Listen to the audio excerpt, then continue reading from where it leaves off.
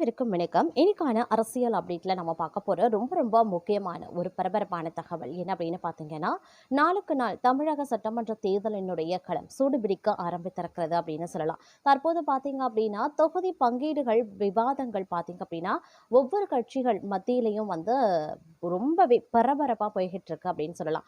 எந்த கட்சிக்கு எத்தனை சீட்டுகள் ஒதுக்கப்படுகிறது அப்படிங்கிறதுல பலவிதமான விவாதங்கள், எதிர்பார்ப்புகள் அப்படின்னு சொல்லி நிறைய விஷயங்கள் அரசியல்ல நடந்து கொண்டே வந்துட்டு இருக்கக்கூடிய பட்சத்துல, தற்போது பார்த்தீங்கன்னா தாவேகாவுக்கு எத்தனை சீட் கிடைக்கும் அப்படிங்கிற மாதிரியான ஒரு கேள்வி எழப்பட்டிருக்கிறது. இது குறித்து திருமாவளவன் அவர்கள் ஒரு பேட்டியையும் கொடுத்திருக்காரு. அந்த பேட்டியில அவர் நிறைய விஷயங்களை பகிர்ந்து பேசியிருக்காரு. அவர் என்ன சொல்லியிருக்காரு அப்படிங்கிறத பத்தியும், அதைத் தொடர்ந்து இன்னும் தமிழக அரசியல் களத்துல என்ன மாதிரியான விளைவுகள், என்ன மாதிரியான மாற்றங்கள் அடுத்தடுத்து நிகழ்ந்து கொண்டிருக்கிறது அப்படிங்கிறத பத்தியும் இன்னைக்கான வீடியோல நாம தெரிஞ்சுக்க போறோம். சோ இந்த பதிவு உங்களுக்கு மிக பயனுள்ள விகிதத்துல இருக்கும். வீடியோவை ஸ்கிப் பண்ணாம கடைசி வரைக்கும் பாருங்க. வீடியோக்குள்ள போகிறதுக்கு முன்னாடி இது வரைக்கும் நீங்க நம்ம சேனலை சப்ஸ்கிரைப் பண்ணல அப்படின்னா உடனே சப்ஸ்கிரைப் பண்ணிக்கோங்க. அப்படியே பக்கத்துல இருக்கக்கூடிய நோட்டிபிகேஷனுக்கான பெல் பட்டனையும் பிரஸ் பண்ணிக்கோங்க. சரி நேயர்களே, வாங்க வீடியோக்குள்ள போகலாம். தமிழ்நாட்டின் சட்டசபை காலம் மே 10ஆம் தேதியுடன் நிறைவடைய இருக்கக்கூடிய நிலையில் 2026ஆம் ஆண்டுக்கான சட்டமன்ற தேர்தல் தேதி அறிவிக்கப்பட்டிருக்கிறது. அதன்படி தமிழ்நாட்டில் இருக்கக்கூடிய 234 சட்டமன்ற தொகுதிகளுக்கும் ஒரே கட்டத்தில் ஏப்ரல் 23ஆம் தேதி வாக்குப்பதிவு நடைபெற்று வருகிற மே 4ஆம் தேதி வாக்கு எண்ணிக்கை நடைபெற்று முடிவுகள் அறிவிக்கப்பட இருக்கிறது. இதனையொட்டி திமுக, அதிமுக, நாதக, தாவேகா உள்ளிட்ட அரசியல் கட்சிகள் தீவிரமாக தேர்தல் பிரச்சாரத்தில் ஈடுபட்டு வந்துட்டு இருக்காங்க. அதே சமயம் திமுக தலைமையிலான மதசார்பற்ற முற்போக்கு கூட்டணியில் தொகுதி பங்கீட்டு பேச்சுவார்த்தை தீவிரமாக நடைபெற்று வருகிறது. இதுவரை திமுக கூட்டணியில் இந்திய யூனியன் முஸ்லிம் கட்சி, மனிதநேய மக்கள் கட்சி ஆகிய கட்சிக்கு தலா 2 தொகுதிகள், மதிமுகவுக்கு 4 தொகுதிகள், கொங்கு நாடு மக்கள் தேசிய கட்சிக்கு 2 தொகுதிகள், இந்தியன் கம்யூனிஸ்ட் கட்சிக்கு 5 தொகுதிகள், காங்கிரசுக்கு 28 தொகுதிகள் என 43 தொகுதிகள் ஒதுக்கீடு செய்யப்பட்டிருந்தது. இதுல 7 தொகுதிகள்ல உதயசூரியன் சின்னத்தில் மற்ற கட்சியினர் போட்டியிட இருக்காங்க. இது தவிர தேமுதிக, விடுதலை சிறுத்தைகள் கட்சி, மார்க்சிஸ்ட் கம்யூனிஸ்ட் கட்சி, மக்கள் நீதி மய்யம் ஆகிய கட்சிகளுடன் திமுக குழு தொகுதி பங்கீடு பேச்சுவார்த்தைகளை நடத்தி வருகிறது. தொகுதிகள் குறைவாக ஒதுக்கப்படுவதால் பிசிக தலைவர் திருமா வேதனையில் இருப்பதாக சொல்லப்படுகிறது. இது தொடர்பாக திருமாவளவன் காணொலி காட்சி வாயிலாக நிர்வாகிகளிடம் பேசுகையில் இது குறித்து தனது வேதனையை தெரிவித்ததாக கூறப்படுகிறது. இதுவரை திமுக கூட்டணியில் விசிகாவுக்கு தொகுதி பங்கீடு உறுதியாகாத நிலையில் தொகுதிகள் குறைந்தாலும் திமுக கூட்டணியில் தொடர்வது ஏன் என்று தொண்டர்களுக்கு அவர் கொடுத்துள்ள விளக்கத்தில் வலிமையை தக்க வைப்பதே முதன்மையான நோக்கம். 25 ஆண்டுகள் ஆனாலும் 2026 களம் தற்போதும் புதிதாகவே உள்ளது. நம்மை வாழ்த்தவோ அல்லது ஊக்கப்படுத்தவோ பெரிதாக யாரும் இல்லை. தொகுதி பங்கீடு விஷயத்தில் நாம் தான் மிக பெருந்தன்மையாக இருக்கின்றோம். மிக குறைவான தொகுதிகளை பெற்றாலும் கூட நாம் தான் பெருந்தன்மையாக இருக்கின்றோம். உறுதிப்பாட்டை மேலும் உறுதியாக்கும் நாகரிகமாக அரசியல் மரபை கடைபிடித்து வருகிறோம். நமது இந்த யுக்தி சிறந்த யுக்தி என காலம் பதில் சொல்லும். மற்றவர்களுடைய விருப்பத்தையும் கேட்டுக்கொள்வதற்கும் தெரிவிப்பதற்கும் இடமளிக்கின்ற நடவடிக்கையில் எனக்கு விருப்பம் இருக்கின்றன. ஏராளமான தொகுதிகளை பெறுவதாக இருந்தால் விருப்ப மனுக்களை பெற்று அதில் இருந்து வேட்பாளர்களை தேர்வு செய்வது என்கிற ஒரு நடைமுறையை பின்பற்றலாம். அப்படி பல கட்சிகள் பின்பற்றியும் வருகின்றது. 23 கட்சிகள் அங்கம் வகிக்கின்ற கூட்டணியில் நாம இருக்கிறோம். அதனால நாம அதிக இடங்கள்ல போட்டியிடுவதற்கான வாய்ப்பு இல்லை. தொகுதிகள் எண்ணிக்கை குறைவானது. இது அனைவரும் அறிந்த உண்மை என்றாலும் இந்தந்த தொகுதிகளை கேளுங்கள், அந்த தொகுதிகளை கேளுங்கள் என்று அந்த தொகுதிகளை சார்ந்த பொறுப்பாளர்கள் இந்த விருப்ப மனு தாக்கல் செய்யும் போது உணர்த்துகின்றன. விருப்ப மனு பெற்ற பிறகு நேர்காணல் நடத்துவோம் என்கிற நிலை 2016 இருந்தது. தற்போது அந்த சூழல் இல்லை என அவர் தெரிவித்திருக்கிறார். அது மட்டும் இல்லாமல் தற்போது பார்த்தீங்க அப்படின்னா 30 தொகுதிகளில் போட்டி தமிழகத்தில் பாஜக எந்தெந்த தொகுதிகளில் களமிறங்க போகின்றது அப்படிங்கிற ஒரு முக்கியமான தகவலும் வெளியாகி இருக்கிறது. தமிழக சட்டசபை தேர்தலில் அதிமுக, பாஜக மீண்டும் கூட்டணி அமைத்திருக்காங்க. இரு கட்சிகளிடையே என்னும் தொகுதி பங்கீடு முடியலை. இழுபறி நீடித்து வந்துட்டு இருக்கு. இதற்கிடையே அதிமுக கூட்டணியில் பாஜக குறைந்தபட்சம் 30 முதல் 35 தொகுதிகள் போட்டியிட வாய்ப்புள்ளதாக கூறப்படும் நிலையில் தொகுதிகளை எப்படி பாஜக தேர்வு செய்துள்ளது என்பது பற்றிய பரபரப்பான தகவல்கள் வெளியாகியிருக்கின்றன. ஆனால் பாஜகவின் கணக்கிற்கு எடப்பாடி பழனிசாமி ஓகே சொல்வாரா என்பது மில்லியன் டாலர் கேள்வியாகவே இருக்கின்றது. தமிழ்நாட்டில் அதிகமாக பாஜக மீண்டும் கூட்டணி அமைத்திருக்காங்க. தமிழக சட்டசபை தேர்தல் ஏப்ரல் 23ஆம் தேதி நடைபெறவுள்ளது. இதற்கான வேட்புமனு தாக்கல் ஏப்ரல் 30ஆம் தேதி தொடங்குகிறது. இன்னும் வேட்புமனு தாக்கலுக்கு 9 நாட்களே இருக்கக்கூடிய நிலையில் அதிமுக பாஜக இடையே தொகுதி பங்கீடு எனும் நடக்கவில்லை. நேற்று முன்தினம் அதிமுக பொதுச் செயலாளர் எடப்பாடி பழனிசாமி டெல்லி சென்று மத்திய உள்துறை அமைச்சர் அமித்ஷாவை சந்தித்து பேசினார். தொகுதி பங்கீடு பற்றி விவாதிக்கப்பட்டது.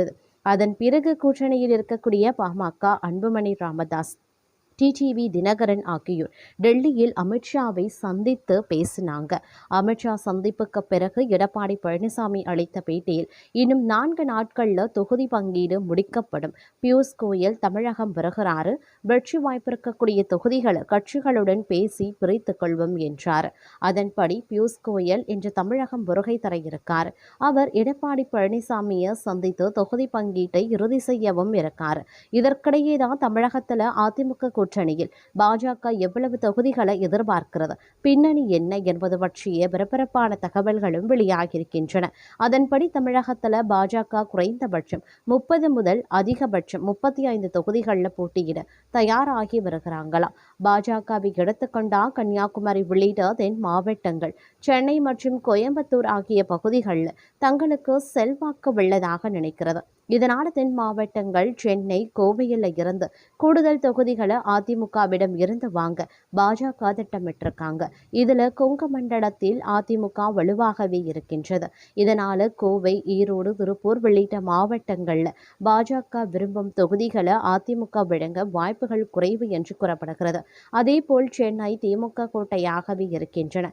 இருப்பினும் பாஜக கேட்கும் அனைத்து தொகுதிகளையும் அதிமுக விட்டு கொடுக்குமா என்பது கேள்விக்குறியாகியிருக்கிறது. அதே வேளையில் தென் மாவட்டங்களில் பாஜக கூடுதல் சீட்டுகளை குறிவைக்கலாம் என்று கூறப்படுகிறது. குறிப்பாக தென் மாவட்டங்களில் காங்கிரஸ் கட்சியும் அதிக தொகுதிகளில் போட்டியிட வாய்ப்புள்ளது. இதனால் காங்கிரஸ் கட்சியுடன் நேரடியாக மோதும் வகையில் தொகுதிகளை பாஜக கூற திட்டமிட்டிருக்காங்க. அதன்படி பாஜக சுமார் 75 தொகுதிகளை தங்களுக்கு சாதகமான இடங்களாக அடையாளம் கண்டுள்ளது. இதில் இருந்து தான் பாஜகவுக்கு குறைந்தபட்சம் 30 தொகுதிகள், அதிகபட்சம் 35 தொகுதிகள் வரை வழங்கப்பட உள்ளதாக தகவல் வெளியாகியிருந்தன. மேலும் கடந்த 2024 லோக்சபா தேர்தலில் பாஜக மற்றும் கூட்டணி வேட்பாளர்கள் எந்தெந்த தொகுதிகளில் அதிக ஓட்டுகளை பெற்றனர் என்ற டேட்டாவையும் வைத்து அந்தந்த லோக்சபா தொகுதிகளுக்குள் வரும் ஒரு சட்டசபை தொகுதிகளையும் எப்படியாவது அதிமுகவிடம் பேசி வாங்க பாஜக திட்டமிட்டிருக்காங்க. பாஜகவை எடுத்துக்கொண்டா கடந்த 2021 சட்டசபை தேர்தலில் அதிமுக கூட்டணியில் 20 தொகுதிகளில் போட்டியிட்டது. இதில் 4 இடங்களில் மட்டுமே வெற்றி பெற்றது. அதே வேளையில் 2024 லோக்சபா தேர்தலில் அதிமுக பாஜக கூட்டணி பிரிந்தது. பாஜக தலைமையிலான கூட்டணி தமிழகத்தில் 39 தொகுதிகளில் ஒரு இடத்தில் கூட வெற்றி பெறவில்லை. இருப்பினும் இந்த கூட்டணி 18.27% ஓட்டுக்களை வாங்கியது. இதனால் இந்த முறை அதிமுகவுடன் மீண்டும் கூட்டணி அமைந்துள்ளதால் நிச்சயம் பாஜக எம்எல்ஏக்களினுடைய எண்ணிக்கை இரட்டை இலக்கத்தை தொடும் என தாமரை கட்சி மேலிடம் நம்பிக்கையாக செயல்பட்டு வருவதும் குறிப்பிடத்தக்க ஒரு விஷயம் அப்படின்னு சொல்லலாம். அது மட்டும் இல்லாமல் தமிழக வாழ்வுரிமை கட்சியின் கோரிக்கைகளை நிறைவேற்றுவதற்கு பேச்சுவார்த்தை நடத்த திமுகவுக்கு வேல்முருகன் 24 மணி நேரம் கெடு விதித்திருக்கக்கூடிய நிலையில் அக்கட்சிக்கு அதிமுகவில் இருந்து பெரிய ஆஃபர் கிடைத்துள்ளதாக சொல்லப்படுகிறது. கடந்த 2021 தேர்தலில் திமுக சின்னமான உதயசூரியனில் போட்டியிட்டு பண்ருட்டி தொகுதியில் வேல்முருகன் வெற்றி பெற்றார். இந்த முறை தங்களுக்கு தனிச்சின்னம் வேண்டும் என்று குறைந்தபட்சம் 2 தொகுதிகளாவது ஒதுக்கப்பட வேண்டும் என்றும் அவர் வலியுறுத்தி வருகிறார்.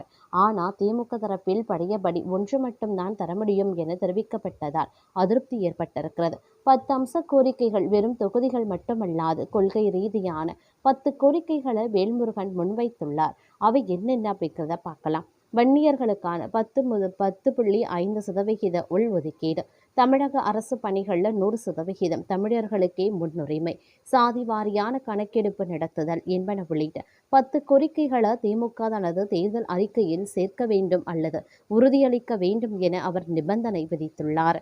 எங்களது நியாயமான கோரிக்கைகளுக்கு திமுக செவிசாய்க்கவில்லை என்றார். கூட்டணியை தொடர்வது குறித்து மறுபரிசீலனை செய்வோம் என வேல்முருகன் பகிரங்கமாகவே தெரிவித்திருந்தார். அமைச்சர் ஏவா வேலு மூலம் பேச்சுவார்த்தை நடத்திய திமுக தலைமை, புதிய கூட்டணி கட்சிகள், தமிழக வெற்றி கழகம் போன்ற காரணிகள் மற்றும் பிற தோழமை கட்சிகளின் எண்ணிக்கை அதிகரித்திருக்கிறதுனால கூடுதல் இடங்கள் தருவது கடினம் என தெரிவித்துள்ளது. இருப்பினும் வேல்முருகனை தக்க வைக்க முதலமைச்சர் ஸ்டாலினுடன் கலந்தாலோசித்து இறுதி முடிவு எடுக்கப்படும் என தெரிகிறது. இந்த நிலையில அதிமுகவில் இருந்து 3 தொகுதிகளை கொடுப்பதாகவும் வேல்முருகனின் கோரிக்கைகளை நிறைவேற்றுவதாகவும் உறுதியளிக்கப்பட்டுள்ளதாம். இதனால நாளை, அதாவது 24 மணி வரைக்கும் திமுகவுக்கு தமாக கெடு விதித்துள்ளது. அதற்குள் திமுக பேச்சுவார்த்தை நடத்தாவிட்டால் திமுக கூட்டணியில இருந்து விலகுவோம் என தமாக நிர்வாகிகள் தெரிவித்திருந்தாங்க.